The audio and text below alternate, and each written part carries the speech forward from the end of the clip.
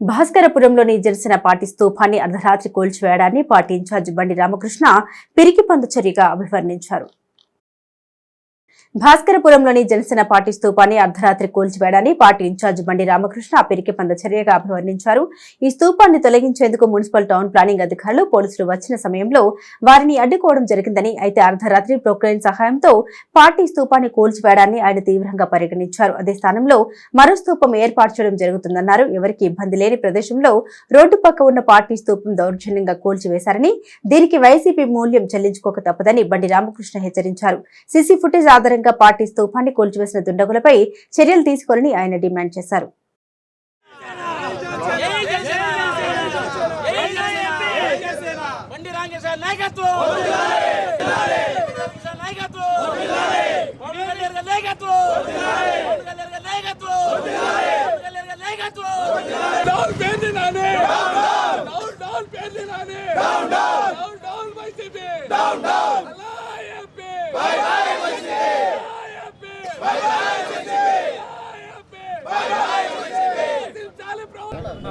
ఈరోజు 11వ వార్డులో కరుణాకర్ గారు, షాయిన్ శివ గారు అందరికీ ఉన్న జన సైనికులు అందరూ కూడా కలిసి చిన్న దిమ్మ ఏర్పాటు చేసిన రోడ్డు పక్కమ్మట. ఆ దిమ్మని మన పడగొడతానికి మున్సిపాలిటీ అధికారులు వచ్చినప్పుడు మేము చెప్పాం, ఇది పద్ధతి కాదండి అని చెప్తే వాళ్ళు వెళ్ళిపోయారు. పోలీసులు వచ్చారు, అధికారులను మేము గౌరవిస్తాం, పోలీసుల్ని గౌరవిస్తాం, ఇది పద్ధతి కాదనుకున్నప్పుడు వాళ్ళు కూడా ఆలోచించి వెళ్ళిపోయారు. ఇవాళ రాత్రి దిమ్మను పడగొట్టి కుక్కలేని తీసుకొచ్చి మున్సిపాలిటీ అధికారులు చేసిన పనికి రేపొద్దున మూల్యం చెల్లించుకోక తప్పదు. ఎందుకంటే మేము ఒకళ్ళ జోలికి వెళ్ళాం, మా జోలికి వస్తే మాత్రం తగ్గేదే లేదు, దేనికైనా సిద్ధమే. రేపే మేము దిమ్మ కొడతాం, ఎవరు వస్తారో చూసుకుందాం, మేము దాన్ని ఇవ్వాలో ఏం చేయాలో మేము చేస్తాం. మీ దిమ్మలు ఎలా కట్టుకున్నారు, మేము ఎప్పుడైనా మాట్లాడామా? మీరు ఎన్ని దిమ్మలు కట్టారు, ఊళ్ళో ఎన్నిసార్లు అడ్డంగా మీరు ఇల్లు నిర్మిస్తున్నారు, కొట్లు నిర్మిస్తున్నారు, ఎప్పుడైనా మాట్లాడామా?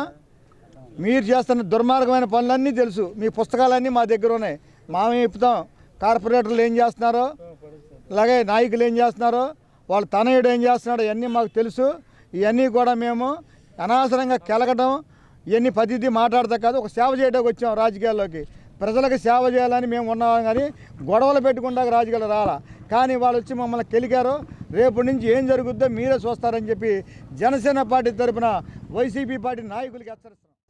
దివి ప్రాంతంలో నిస్వార్థంగా సేవా కార్యక్రమాలు నిర్వహిస్తున్న తలశిలి రఘుశేఖర్ పలువురికి ఆదర్శనీయుడని మాజీ ఉపసభాపతి మండలి బుద్ధప్రసాద్ అన్నారు.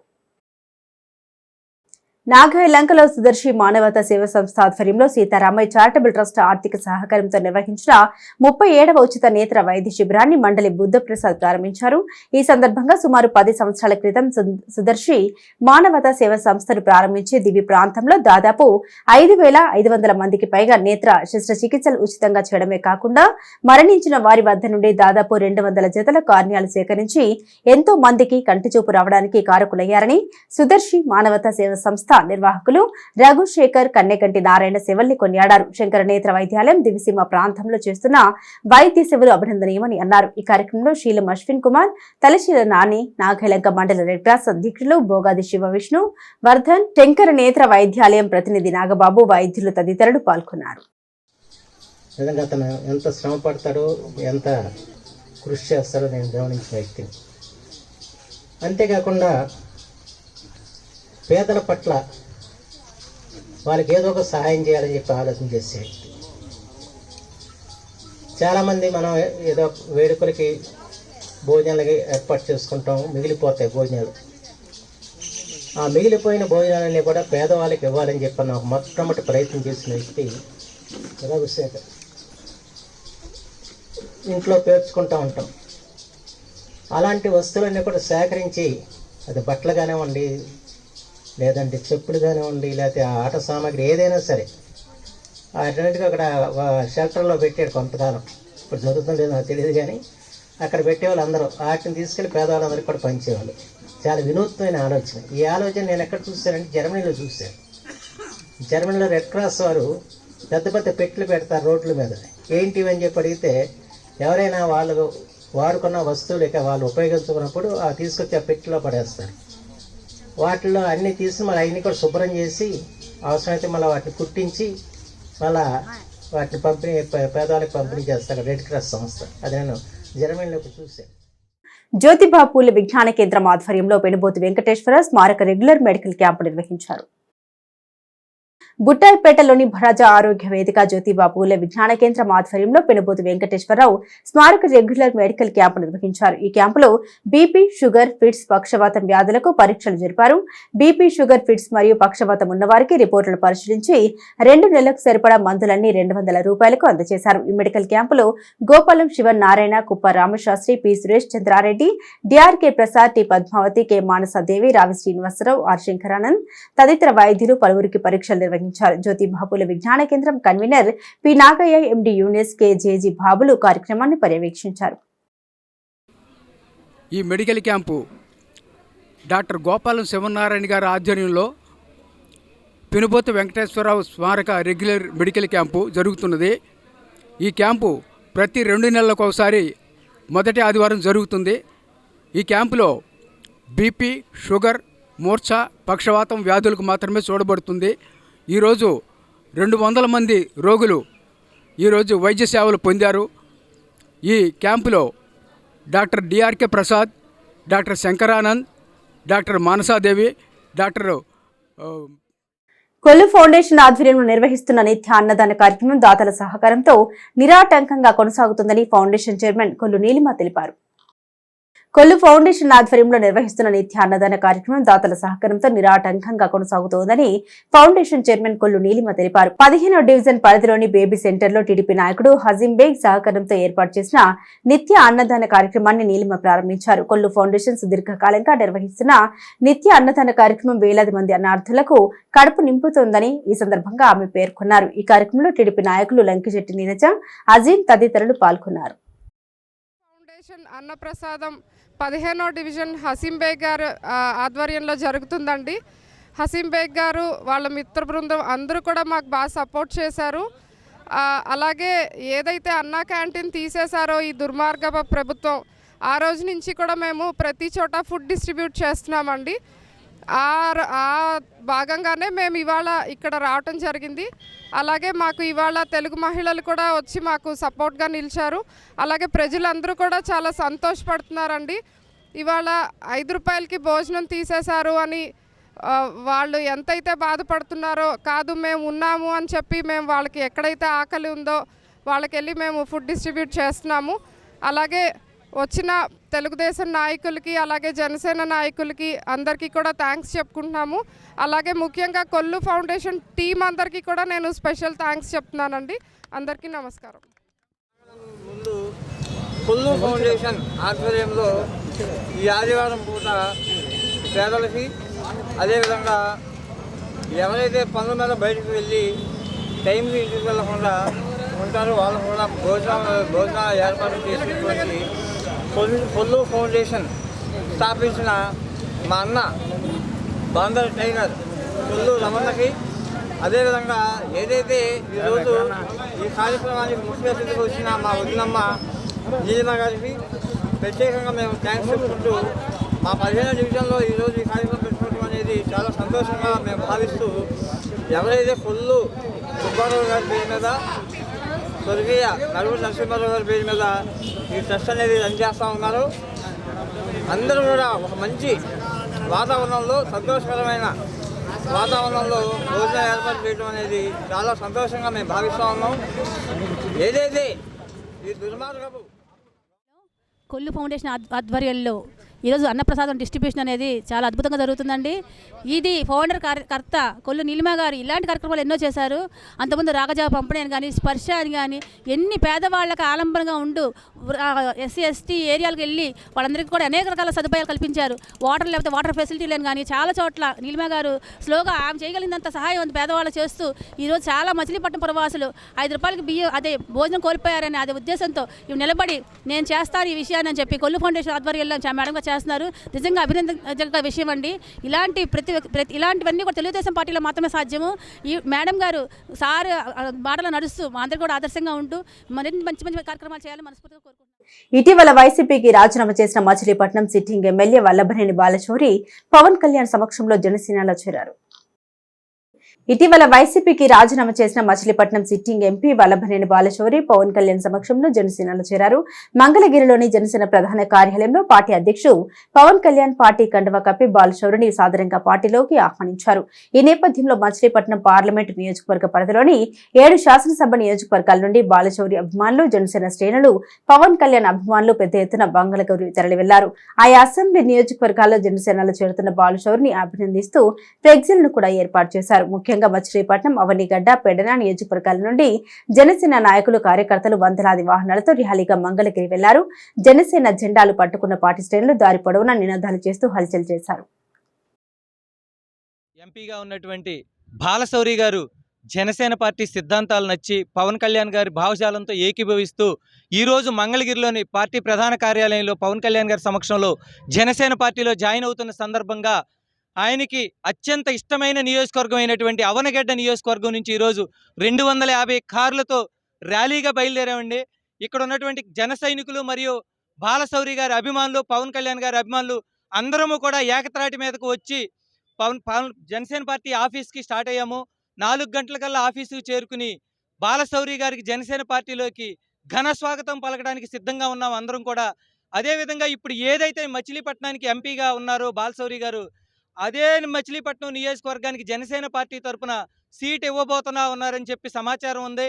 అలా కనుక జనసేన పార్టీ తరఫున ఆయనకి సీటు కేటాయిస్తే ముఖ్యంగా అవనగడ్డ నియోజకవర్గంతో పాటు బందర్ పార్లమెంటు పరిధిలో ఉన్న 7 నియోజకవర్గాల్లో కూడా అత్యధిక మెజార్టీ, అంటే సుమారుగా మేమైతే 150,000 ఓట్ల మెజార్టీతో బాలశౌరి గారు రేపొద్దున్న జరగబోయే ఎన్నికల్లో ఘన విజయం సాధిస్తారని కూడా ఈ సందర్భంగా శ్రీ బాలశౌరి గారు మా జనసేన పార్టీలో జాయిన్ అయిన సందర్భంగా మేము ఆయనకి వెల్కమ్ చెప్పడానికి ఈ కార్యక్రమం అరేంజ్ చేయడం జరిగింది. మన కృష్ణా జిల్లాలో మన మచిలీపట్నం పార్లమెంట్ నుంచి పెద్ద ఎత్తున ర్యాలీగా ఆయనకి వెల్కమ్ చెప్పడానికి, చెప్పడానికి మా అందరూ బయలుదేరాం. జన సైనికులందరూ కార్లు ర్యాలీ పరంగా గుంటూరు మంగళగిరి ఆఫీసులో బాలశౌరి గారు పవన్ కళ్యాణ్ గారి సమక్షంలో ఈ రోజున పార్టీలో జాయిన్ అవుతున్నారు. ఆయన ఆల్రెడీ వైసీపీ ఎంపీ, పార్టీకి రాజీనామా చేసి పవన్ కళ్యాణ్ గారితో నడవడానికి ఆయన సిద్ధాంతాలు నచ్చి, ఆయన నిజాయితీ నచ్చి ఆయనతో కలిసి నడవడానికి బాలశౌరి గారు ఈ రోజున 4వ తారీఖున ఈ రోజు పార్టీలో జాయిన్ అవుతున్నారు. అందుకు ఈ జన సైనికులందరూ పెద్ద ఎత్తున ర్యాలీగా తరలి వెళ్ళడం జరుగుతుంది.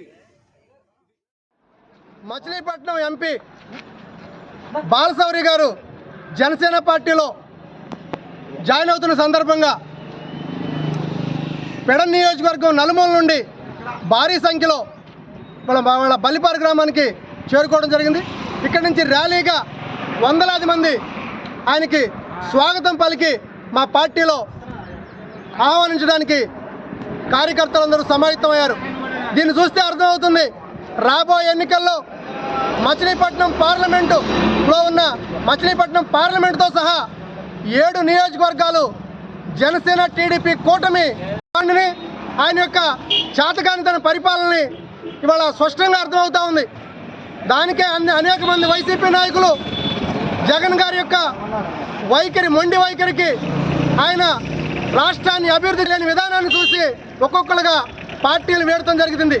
ఇవాళ జనసేన పార్టీ నుంచి జనసేన పార్టీకి భారీగా వలసలు వస్తూ ఉన్నారు.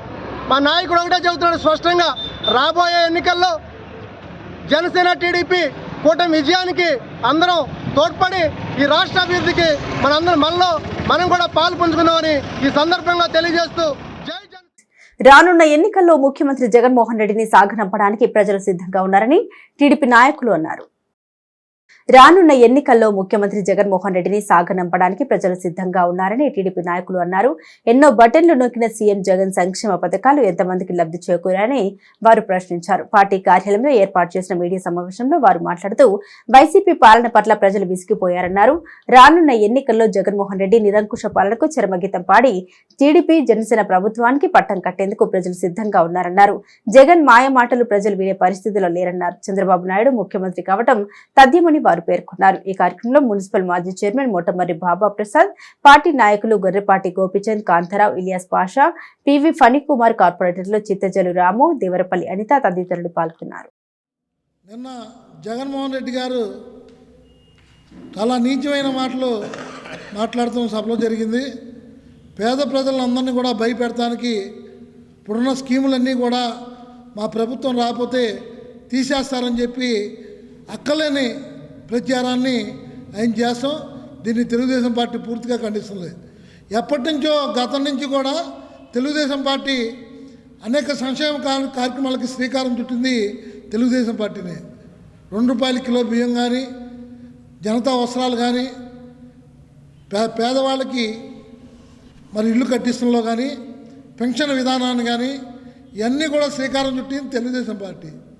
జగన్మోహన్ రెడ్డి గారు రాకముందు గతంలో చంద్రబాబు నాయుడు గారు రాష్ట్రం విడిపోయినా, రాష్ట్రానికి నిధులు లేకపోయినా, ఎన్ని ఇబ్బందులు పడ్డా రాజధాని నిర్మాణంలో కానీ, పోలవరం నిర్మాణంలో కానీ ఆయనకంటూ ఒక స్థానాన్ని నిర్మాణం చేసుకున్నాడు. అంతేకాకుండా గతంలో ఎన్నో పథకాలు, చంద్రన్న బీమా, చనిపోతే ఇంట్లో ప్రతి ఒక్కరికి కూడా బీమా సౌకర్యం కల్పించిన వ్యక్తి చంద్రబాబు నాయుడు గారు. ఎన్టీఆర్ గృహకల్ప 50 గజాలు 40 గజాలు స్థలం ఉన్న వాళ్ళందరికీ కూడా 2,50,000 డబ్బులు ఇచ్చి ఇల్లు కట్టుకోవడానికి సహాయ సహకారాలు అందించింది చంద్రబాబు నాయుడు గారు. ₹200 పెన్షన్ని ₹2,000 చేసిన ఘనత చంద్రబాబు నాయుడుకే దక్కింది. అంతేకాకుండా మరి ఎంప్లాయీస్ ఎంతమంది ఎన్ని ఇబ్బందులు పడుతున్నా కూడా 42 పిక్మెంట్ పెంచి ఎంప్లాయీస్కి అందరికి కూడా భరోసాగా ఉన్న వ్యక్తి చంద్రబాబు నాయుడు గారు. మరి మీరు వచ్చాక ఎన్నో ఉద్యోగస్తులందరికీ కూడా మీకు అవి చేస్తాం అన్నారు.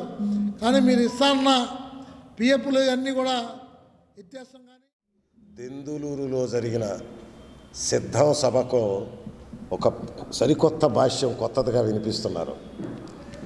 తిరిగి నేను ముఖ్యమంత్రి అయితేనే మీకు పెన్షన్లు కానీ ఇతర స్కీములు కానీ వస్తాయి, వేరే వాళ్ళు వస్తే అవి రావు అని. ఇది పచ్చి మోసం తెగ. ఇప్పుడు నేను బటన్ నొక్కుతున్నాను మీకు అంటున్నాడు. ఎంతమంది బటన్లు నొక్కాడో, ఎంత డబ్బు వచ్చిందో వివరాలు చెప్పట్లా. పూర్వం ఉన్నటువంటి పెన్షన్దారులను తగ్గించాడు. మరి అదేవిధంగా అనేక స్కీములు పేపర్లో ప్రకటనలు వేరు, వాస్తవంగా ఈయన బటన్ నొక్కి వెళ్ళేవాళ్ళు వేరు. రెండోది, ఆంధ్రప్రదేశ్ రాష్ట్రాన్ని బ్యాంకులన్నీ కూడా బ్లాక్ లిస్ట్లో పెట్టాయి. ఇక మీకు అప్పు లేదు, సెలవు అని చెప్పేసినాయి. ఇది దేశమందరికీ తెలిసిన విషయమే. ఇప్పటికే జీతాలు, అనేక రకాలైన పెండింగ్ బిల్సు, ఇవన్నిటి కూడా బాకీలు పెట్టేసి వచ్చే ప్రభుత్వం వాళ్ళు చూసుకుంటారనే లెక్కలో అందరికీ రిటైర్మెంట్ బెనిఫిట్స్ లిస్టు, కానీ వాళ్ళ బెనిఫిట్స్ అవట్లా.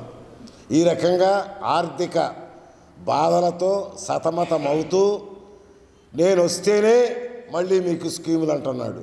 ఒక పక్క చంద్రబాబు తెలుగుదేశం జనసేన ఇద్దరు నాయకులు బాండు రాసి ఇంతకు రెట్టింపు పథకాలను మేము ఇస్తాం అని చెప్పి వాళ్ళు చెప్తూ ఉంటే ఖచ్చితంగా వాళ్ళు ఇవ్వగలరు.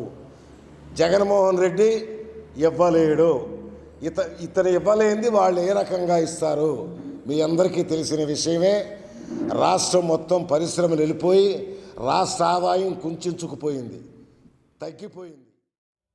విద్యార్థులకు ఇవ్వాల్సిన బస్సుల్ని కూడా తన ప్రైవేటు పార్టీ కార్యక్రమానికి వాడుకున్నటువంటి దౌర్భాగ్యమైనటువంటి ముఖ్యమంత్రి ఇవాళ సిద్ధమంటూ ఒక కార్యక్రమాన్ని పెట్టాడు. నిన్న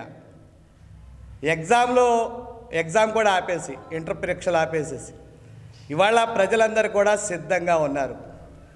ఇసుక ఆ రోజున ఇసుకని ఆపేస్తే టాపీ మేస్త్రులందరూ కూడా నిన్ను తరిమి కొట్టడానికి టాపీ మేస్త్రులందరూ కూడా సిద్ధంగా ఉన్నారు.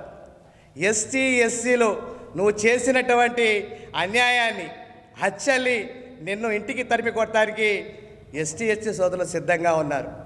మైనార్టీ సోదరులు ఎవరైతే ఆ రోజున సలాం కుటుంబం కానీ అందరినీ కూడా ఏ రకంగా నువ్వు ఇబ్బంది పెట్టావో, కార్పొరేషన్లు తీసేసి ఏ రకంగా ఇబ్బంది పెట్టావో, మైనార్టీ సోదరులు కూడా సిద్ధంగా ఉన్నారు నేను ఇంటికి పంపించడానికి.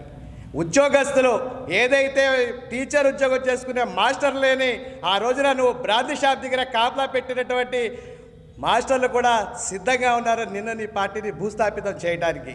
ఈ రాష్ట్ర ప్రజలందరూ సిద్ధంగా ఉన్నారు నిన్ను నీ పార్టీని భూస్థాపితం చేయడానికి.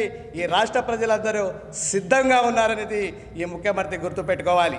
ఈ రాష్ట్రంలో ఏదైతే అభివృద్ధి 2014 నుంచి 2019 వరకు జరిగినటువంటి అభివృద్ధిని సర్వనాశనం చేస్తూ బడ్జెట్ని బంగాళాఖాతంలో తొక్కేసి దేశాలు కూడా దుమ్మెత్తి పోసి ఉమ్మే పరిస్థితి తీసుకొచ్చాడు ఈ రాష్ట్ర ముఖ్యమంత్రి. ఇవాళ ఈ రాష్ట్ర పరిస్థితి ఎంత నీచంగా దిగజారిపోయిందంటే ఒకళ్ళు కొట్టుకుని తినే పరిస్థితికి ఈ రాష్ట్రాన్ని తీసుకొచ్చాడు ముఖ్యమంత్రి.